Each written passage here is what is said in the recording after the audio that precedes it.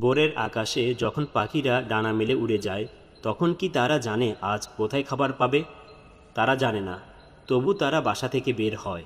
কেউ গাছের ঢালে যায়, কেউ মাঠে যায়, কেউ নদীর ধারে উড়ে যায়। তাদের হাতে টাকা নেই, ব্যাংক ব্যালেন্স নেই, ভবিষ্যতের কোনো নিশ্চয়তাও নেই, কিন্তু তাদের একজন রব আছেন, যিনি তাদের রিজিকের দায়িত্ব নিয়েছেন।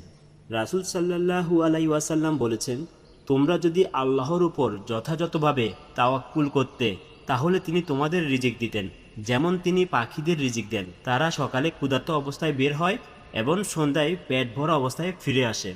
একবার ভাবুন, পাখি কিন্তু বাসায় বসে থেকে বলে না, খাবার আসবে তো, আগামীকাল কি হবে, আমার রিজিক শেষ হয়ে যাবে না তো।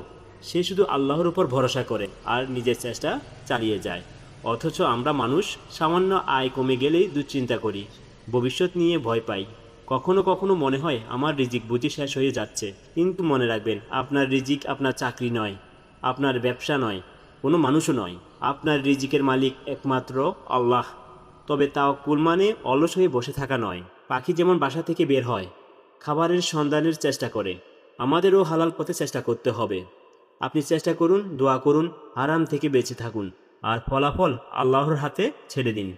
যে রব একটি ছোট্ট পাখিকে আকাশের নিচে রিজিক দিতে পারেন, তিনি আপনাকে ভুলে যাবেন কিভাবে? তাই আগামীকাল নিয়ে অতিরিক্ত ভয় নয়, আল্লাহর উপর ভরসা রাখুন, হালাল পথে চেষ্টা করুন। ইনশাআল্লাহ আপনার রিজিক আপনার কাছেই পৌঁছে যাবে।